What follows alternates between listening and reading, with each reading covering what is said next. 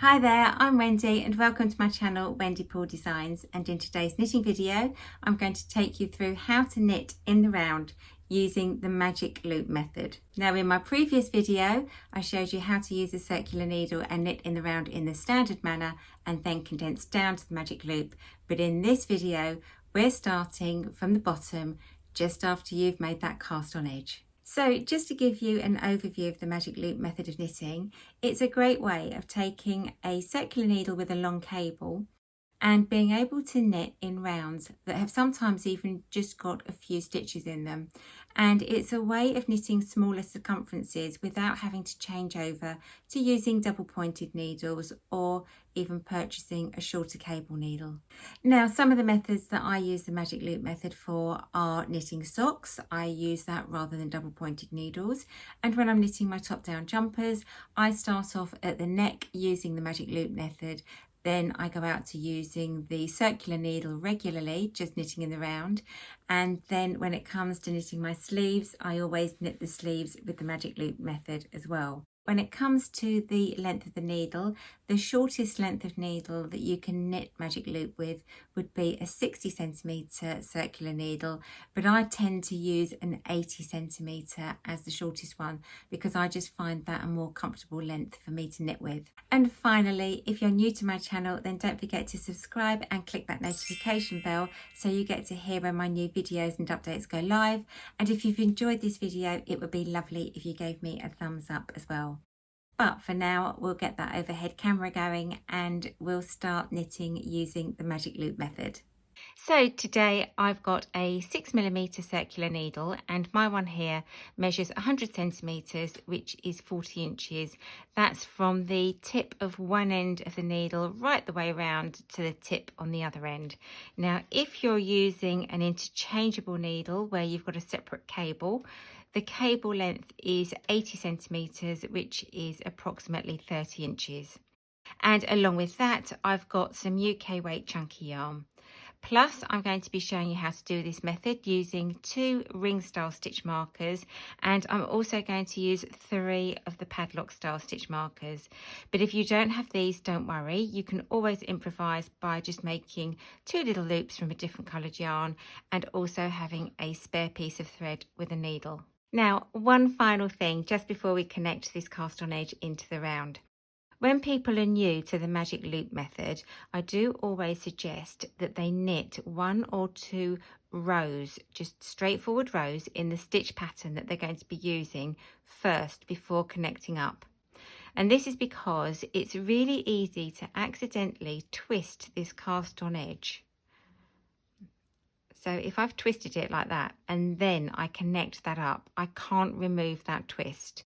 So you then need to undo your work. So to prevent that, if you knit 1 row first, you'll have a little ribbon effect and it's a lot clearer to actually see what you're doing. So I'm just going to quickly knit 1 row and I'll meet you back here and we will join up this piece of knitting into the round. So I'm back, I've knitted my 1 row and you can see now I have a more sturdier effect underneath my needle, and if I accidentally twisted that, it would be far more visible to the eye. Now, I did 1 row as this was chunky. If it was double knit or 4 ply, I could have got away with knitting 2 rows if I'd have wanted to, but the choice is yours. So I've got my 20 stitches and I've placed one of my stitch markers in the middle of my work. So that's between the centre 2 stitches, which for me is between stitch 10 and 11. So now what I'm going to do is I'm going to pull all of my knitting up onto the centre of my cord. And then between the centre 2 stitches where I had that stitch marker showing me, I'm going to pull the cord through and then split the work. So I've now got 10 stitches on one cable and 10 stitches on the other. Now I'm going to pull all those stitches up towards the tips of the needle.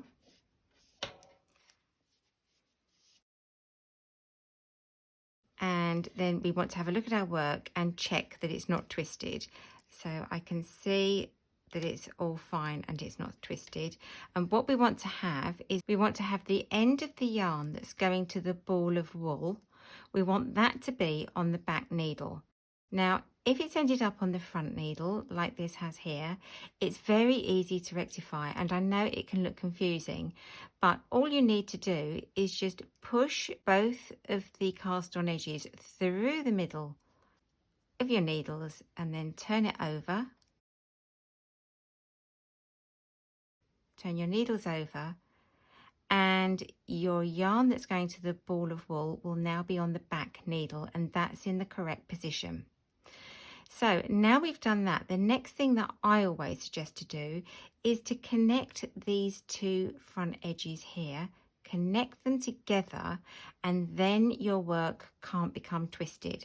So I'm going to take another one of my stitch markers, and I'm going to make sure that my working yarn is out of the way because I don't want to catch that in the stitch marker. And I'm going to go through the front of the stitches on the front needle and then through the stitches on the back needle, just between the first and second needle, and then connect up my stitch marker. And now you're pretty foolproof. You are actually connected, and we can worry about this in a couple of rounds time. And this is where, if you didn't have a padlock style stitch marker, you could just take your scrap of yarn and just run that through and then just tie it and then remove it a little bit later. So I'm going to take that out for now because we don't need it. So now we've got both our needles pointing to the right hand side, and we've got the stitches on both needles up near the tips of the needle. So I'm going to leave the stitches on the front needle where they are. I'm going to leave those close to the tip of the needle, and then the back needle, I'm going to take that and I'm going to pull it out towards the right hand side. So I'm going to pull it out, leaving me enough cable to be able to use this needle as the working needle. And then on the other side, I'll now have a loop. So now I've got this, I can now start my knitting. Now for me, my first stitch is going to be a knit stitch, and when you're working a knit stitch, you want to make sure that your yarn is going over the cable and behind the cable out the way. Because if you don't do that, you can create an accidental stitch or an extra loop. So I've now got my yarn going over the cable, I've got a nice length of cord, and I can knit with this right hand needle.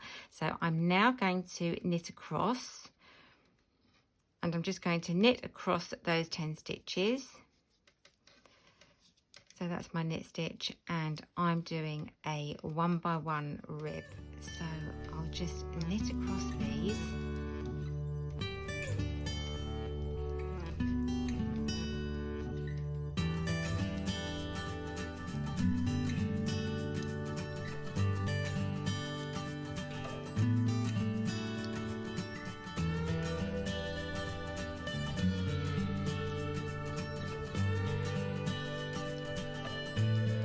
So I've now knitted across the first half of my stitches, and I've got both my needles now pointing to the left hand direction. So what I'm going to do is turn my work so that my needles are now both pointing to the right. Then I'm going to pull the front needle back, to excuse the noise that my needle's making, and I'm going to push all the stitches up towards the tip of that front needle. And then my back needle, I'm going to pull that out to the right hand side to release enough cable to be able to knit freely so I can continue knitting. So now I've done that, I'm going to make sure that my yarn has gone over the cable. And that's just because I'm working a knit stitch, and then I can continue working the rest of the round.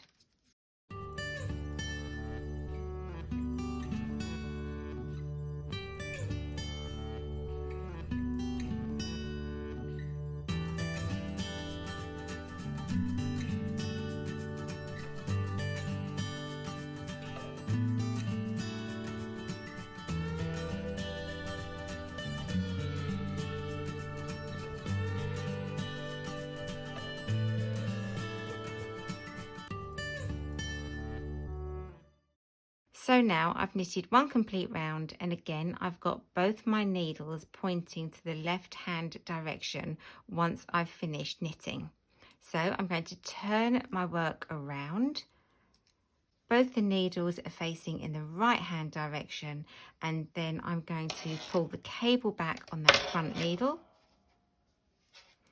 and I'm going to push all the stitches up towards the tip of that front needle. And then the back needle, I'm going to pull that needle out to release this free cord again for me to continue knitting. Now I've completed a full round, I'm going to start using a couple of ring stitch markers so that I can tell where the beginning of the round is and where the halfway point of the round is as well. So I'm going to put that stitch marker on my left needle.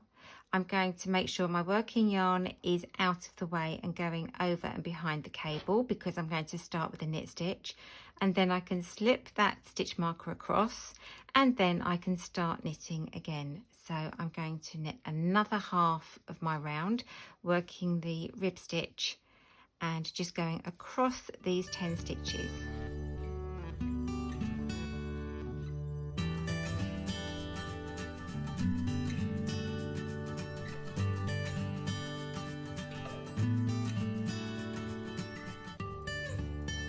So I've finished working across those 10 stitches, and I've got both my needles pointing in the left hand direction, and I'm at the halfway point around the next round. So I'm going to turn my work around again, pull the cable back on that front needle, and it's like a push and pull motion, isn't it? So I'm pulling the stitches up to the front on the front needle, and then I'm pulling the needle out in the right hand direction on the back needle. And then I like to pop another stitch marker on at the halfway point as well. I just find it really handy, and it helps me keep track of where I am. So I'm going to pop that on the left hand needle. I'm going to make sure that my yarn is going over the back of the needle, and then I'm going to slip that stitch marker across and continue knitting to the other side.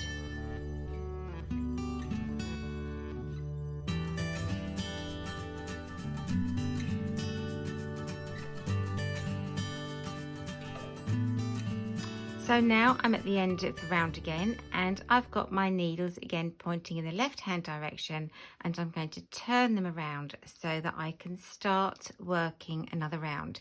But at this point I'm just going to stop for a moment, and I'm going to let my little ring stitch marker fall off, and I'm going to pull this front needle back, and I'm just going to show you that join at the cast on edge.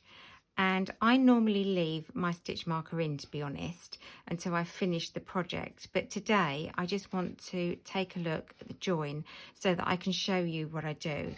So I take a darning tapestry wool type sewing needle, pop that on the tail end, and then you can remove that stitch marker. And then literally all I do is I go from one edge of the round to the other edge of the round, and I just make a little over sewing stitch. Do that again,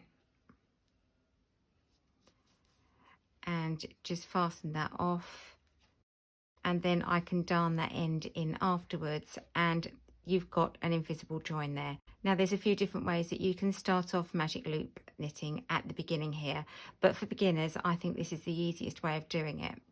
So I'm then going to pop my stitch marker back at that join, and it's just a habit for me. That's completely optional, but I just like to know where the beginning of the round is, and I can almost just feel it when I'm knitting without looking too much. And then if you remember at the beginning of the video, I showed you that I had 3 stitch markers. Now the reason is I like to keep a note of where I am for the beginning of the round and the halfway point of the round, so that if by any reason these little ring stitch markers fall off, I can quickly see the exact point where to place them back on the needle. So I usually pop a stitch marker at the beginning of the round, and I usually move it up every 5 or 6 rounds. So I just pop that in like that there, And then again, this one that's at the halfway point, I'm going to take that out. And I know I've only done it a couple of rounds, but I'm doing this just to show you. And I just move that up. And again, it's just so that if these little ring stitch markers do fall off and then I've carried on knitting and lost my place, I can see exactly the right point in the round to place them back on. So I'll pop this stitch marker back on, pull my back needle out to the right, and I'm ready to start knitting again. And that's the principles to start you off with the magic loop method of circular knitting. So I hope you found this video useful, and I hope you enjoy using the magic loop method as much as I do, because it means you can incorporate all your longer length cable circular needles. So all I'll say for now is thanks for joining me, happy knitting, and I look forward to seeing you soon.